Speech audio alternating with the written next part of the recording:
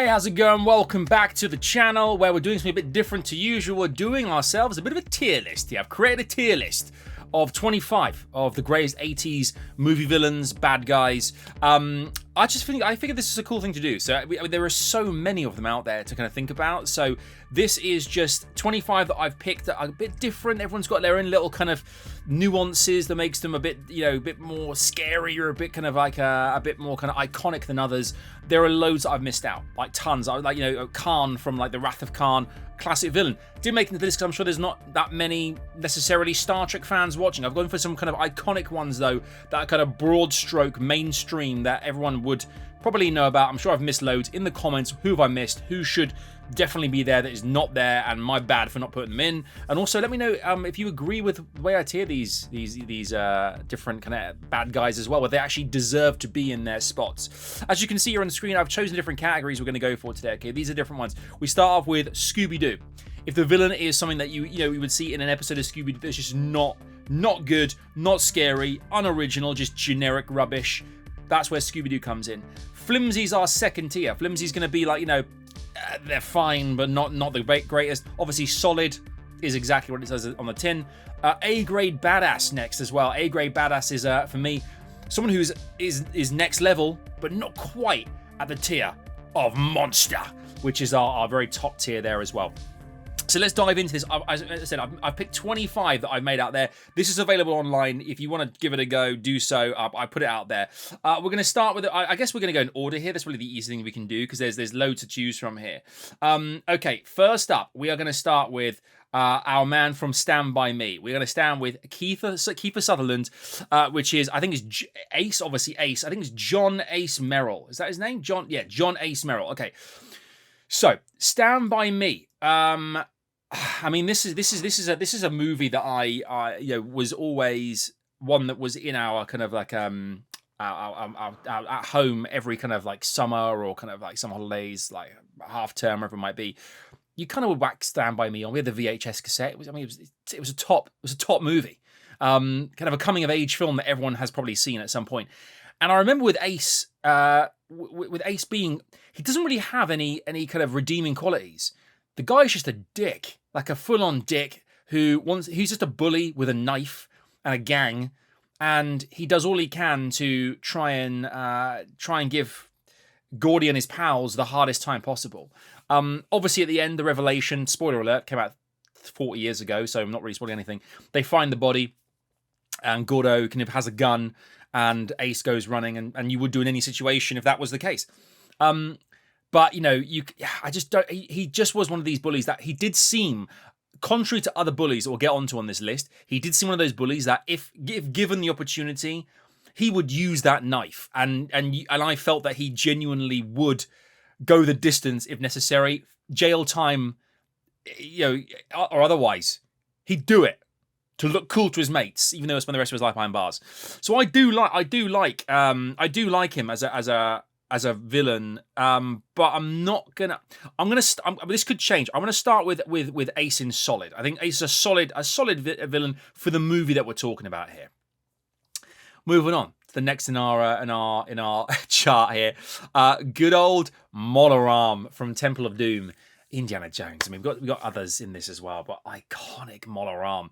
Although we don't get to know much about this person in this movie. We don't know much about them as a villain. We just know that he's some crazy dude, you can see in the picture there, who's carrying the heart of some poor sap who's been roped into being a sacrifice to Kali Ma. And Molaram is obviously at the end. We've got the kind of like the crocodiles and a fitting end to a pretty awful guy. Again, no redeeming qualities, just sacrificing in the name of some kind of Indian god. So I'm not necessarily of the whole Indiana Jones series. I consider Indiana Jones Temple of Doom not my favorite, but still solid. I mean, pouring that kind of crazy black liquid into Indy's mouth as well. Hearts, and demonic, if anything. I like him as a villain, but I don't know much about the guy. I know more about, I think, Ace, we just kind of put into the solid category. So for me, I can't believe I'm doing this. Molaram for me right now is, I'm putting him into the flimsy category. just because I don't know much about the dude. That's it. That is my justification right there. I don't know enough. And before you do get to kind of know him a little bit, he's gone. I mean, let's not forget here, he is shackling and abusing children. I mean, that's pretty horrendous. Bad guy. I mean, that's what he's doing in this movie. I don't like him, but he's going in the flimsy for now. Okay, now next up, I think this guy is pretty much one of the most ruthless in our list. If I'm completely honest here, I don't like the fact that we've got good old Dick there from RoboCop next up. He is one of the, I guess one of the most hardest.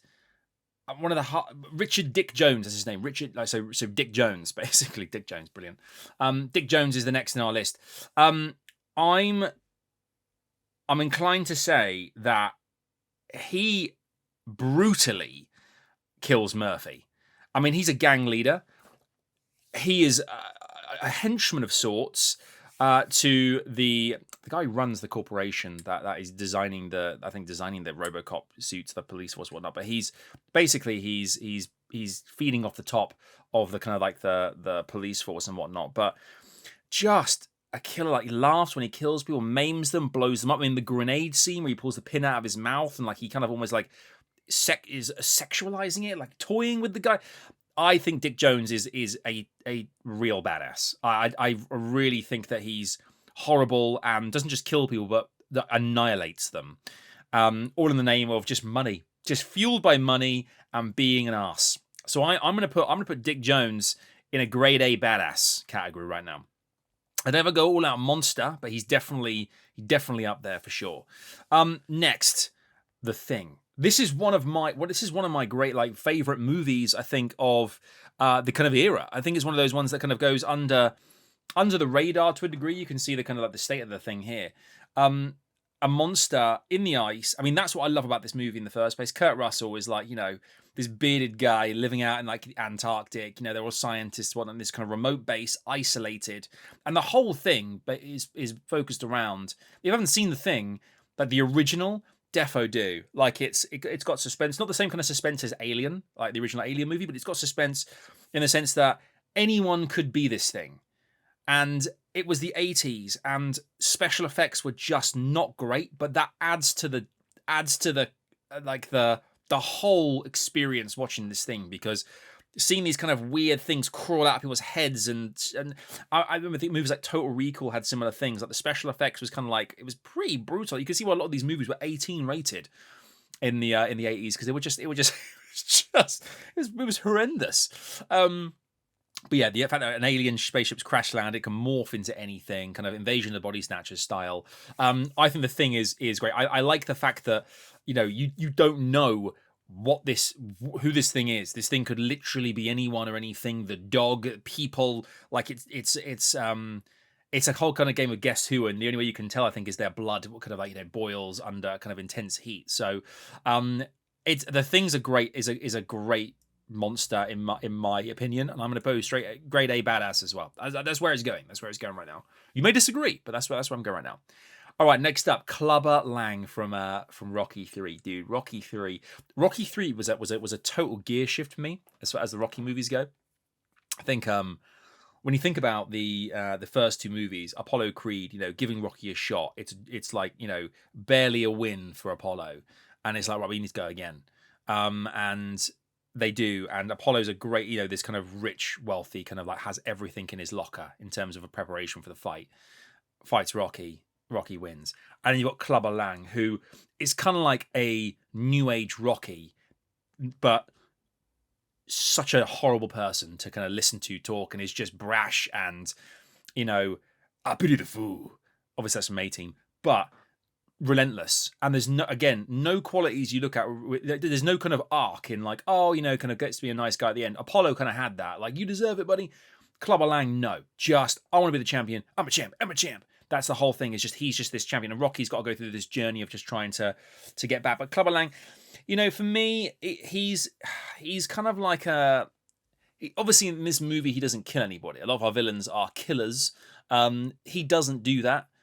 but he's definitely got no nice qualities about him. I mean, in this list of 25 that I've chosen here, there's, he's definitely up there with them as an icon, but I don't think he's one that he's a bit pantomimey for his role in the movie. I think it's more Rocky's story arc, like losing Mick, his trainer. I'm gonna put him for now. Clubber's gonna go into Flims, just for now. He's in the Flimsters. Okay, he's in the Flimsters. Right, next up, one of my faves, man. One of my faves. For me, Arnold Ernst Tote. Okay, Arnold Ernst Tote, who is undoubtedly one of the most iconic villains of the 80s, just because Raiders is my favorite movie of all time. Again, get your favorite movies in the comments. But I think Tote just personifies, the kind of like the Germans in that era, the time that it was, the Gestapo.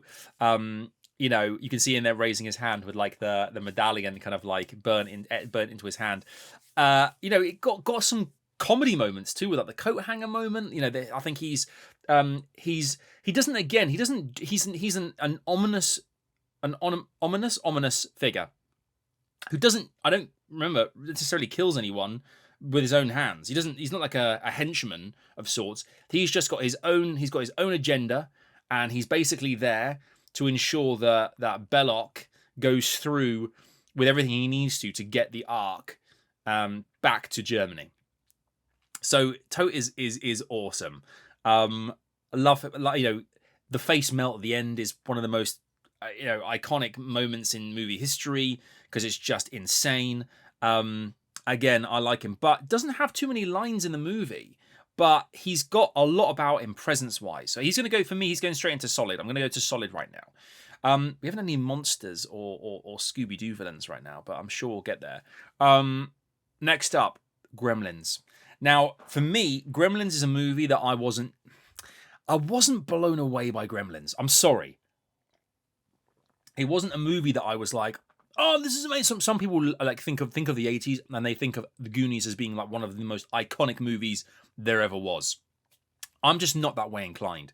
I like it, sure, it's fine. It's something that I'll definitely watch with my kids and be like, oh, this was a big thing at the time. Christmas movie, is it? Maybe. Love the ending, and the melting in the fountain with the sunlight coming through in the water and whatnot. Like that's great. But as far as, I mean, they don't. There's one of the, I think is this one called Spike. This is the main one I've got. I think the main one's called Spike or something along those lines. Again, like, can Gremlins, they can hurt you, but they just bite you and run away? I don't know. They're kind of more like, they're just terrors. They don't really do much in terms of like, I mean, I don't remember top of my head. If I'm mistaken, sorry, but I don't think that there is. You feel bad for Gizmo because he's constantly under siege by these things, kind of wreaking havoc and trying to be bad to him and trying to be, trying to turn him to the dark side, if you will, and become a gremlin. So for me, I think Gremlins are a little bit Scooby-Doo, man. I'm sorry, it's going in the bottom tier. Oh God, I'm so sorry. Beetlejuice next up. Beetlejuice for me, just one of those villains that, I mean, for me, Beetlejuice is one of the few movies that gave me nightmares growing up. I actually genuinely had nightmares because of Beetlejuice. I don't know. Again, the movie's got some great moments, like, some really kind of iconic. Like the sandworms are great. You got the kind of like the statues that come to life in the house, and they start to, kind of the hand that comes up and grabs the face from the plates, like they're kind of in the scene with Winona Ryder. I mean, there are some really big things, and Beetlejuice is kind of like, just basically the facilitator of like the undead, or that kind of like the go between.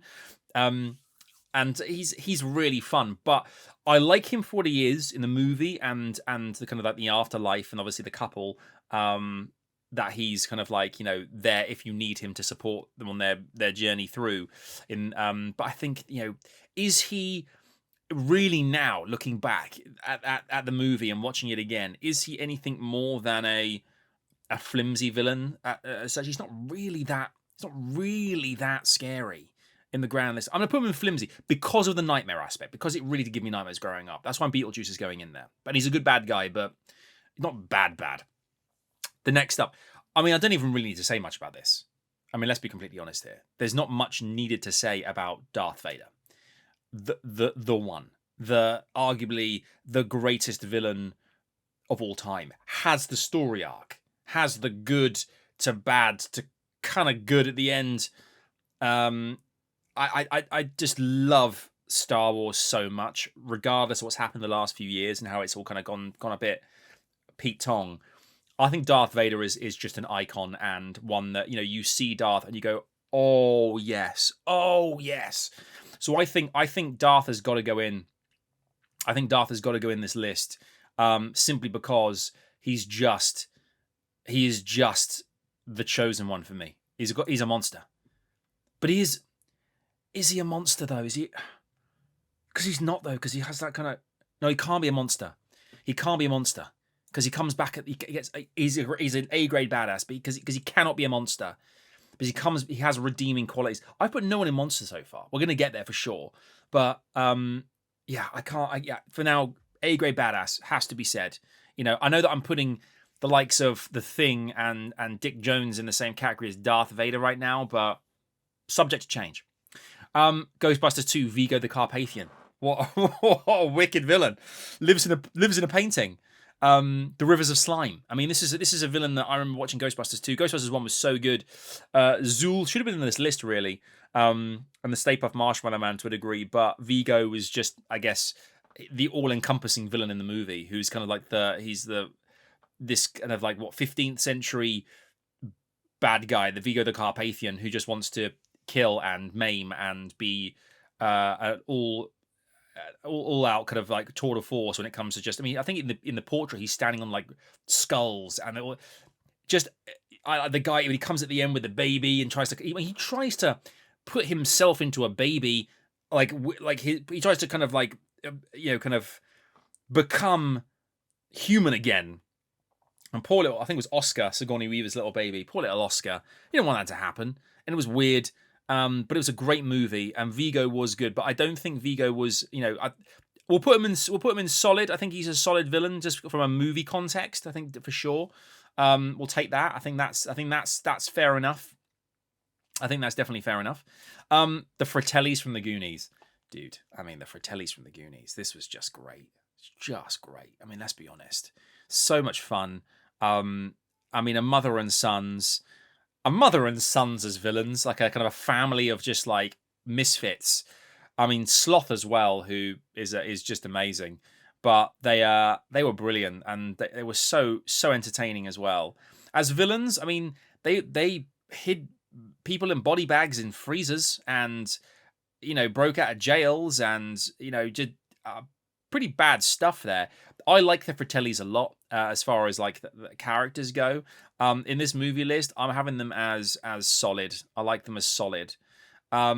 Next up, Fatal Attraction. Bit of a random one on the list here. You guys might be thinking, why is she in the list?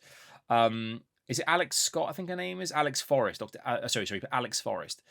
Just because the phrase bunny boiler came from somewhere, and it came from Alex Forrest. The fact that she's, yes, a bit on the side, yes, that he kind of like hooks up with, but then becomes crazy and starts getting, I think if we think about villains in general, or people in your life, that if there was someone that if you were stupid enough to make a mistake like that, and the last thing you want is Alex Forrest getting on the texts, turning up at your house, boiling your bunny in a pan, and your daughter being like, what's going on? Like, I think I think a solid villain in the grand scheme of things, just because of the kind of like the human nature of it. But I can't put her there, and I can't put like Clubber Lang. Right, she's going flimsy villain, almost solid. I almost called it, but for now, let's just stick there. Hans Gruber, man, Hans Gruber for me is probably one of my favorite villains of all time. He's going straight into monster. I think he's going straight into monster because the way that he kills Takagi, the way that he's willing to kill anyone or anything to get what he wants, and with irrespective of like that emotional impact, killing people on Christmas, just even when his own kind of men or die, doesn't really care because it's not him. I think for me, I think he's a monster, and he's not just a monster in the movie, but a monster of a villain as well. A monster of a performance from the late great Alan Rickman. Love Hans Gruber. Die Hard, one of the greatest movies of all time. He's going straight in there as a monster. Judge Doom from Roger Rabbit. I mean, Judge Doom's pretty wild. I mean, this guy is hiding in plain sight as a crazed Looney Tune or cartoon, who then starts killing his own kind and doing it savagely in the dip, and just being brutal, ruthless, kills a human as well. I think Judge Doom's pretty grade A. I think Judge Doom's kind of grade A as far as movie villains go. I think that's the one. That's the one for me. I mean, the Xenomorph. Yes, Alien came out in 79, I think it was. So not strictly the 80s, but Aliens, I think, was 87 or 86. The Xenomorph bleeds acid. Could rip you to shreds in a second. I mean, eggs with face huggers. Xenomorphs are irrefutably A-tier monsters. They are. They're one of the greatest movie monsters of all time. And the same's going to be said, that I think for the Emperor, for Palpatine. I think that Palpatine is one of the greats. I don't think that we can really say otherwise. Again, wants to take over the galaxy, manipulator. Manipulates the Jedi. Has caused millions in a galactic warfare to die. The guy's horrendous. Absolute monster. Gotta be. Obviously, Darth Vader below has got those redeeming qualities as Anakin, but Emperor's got to go. We're suddenly filling out the monster tier. General Zod from Superman 2. Again, General Zod, a galactic Goliath, a cosmic Goliath of a villain who's in a caprice. I mean, Superman 2 is a top tier film.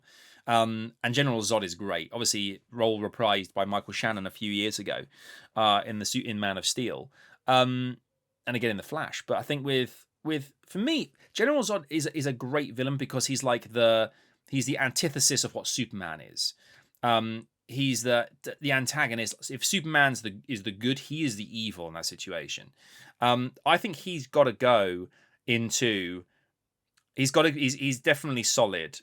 I'd go as far as saying General Zod's kind of grade A badass. I think he is. I think he's a really good villain, like the leader of a trio of just of Kryptonians who's just unrelenting, sees humans as being despicable. It's got to be the one.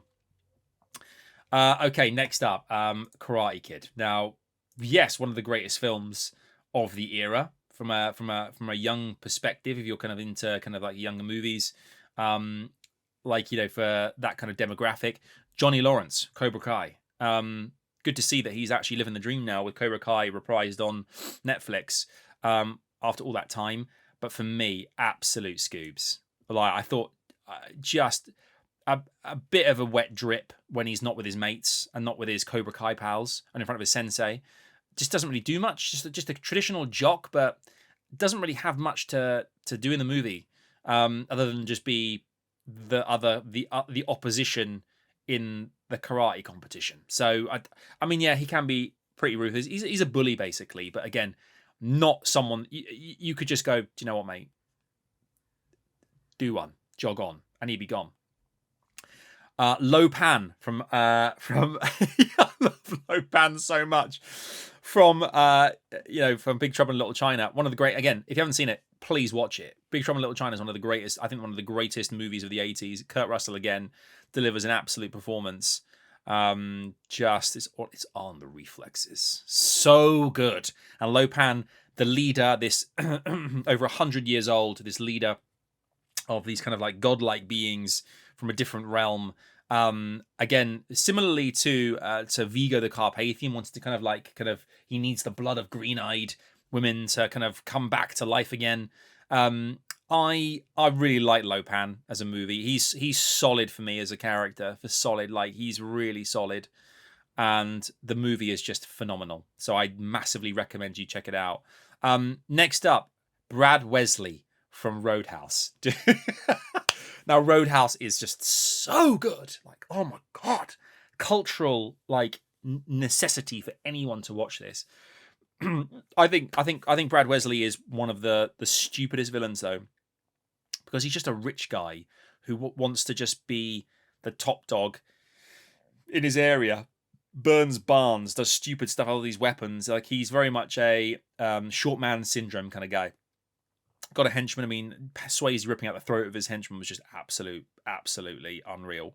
But Wesley's just a bit of a loser with a gun who frightens local people. He's a bit Scooby-Doo to me. Brad Wesley's got to go in there. Again, phenomenal film, but it's about Swayze's performance and the club and the bouncers. That's what really makes it so good.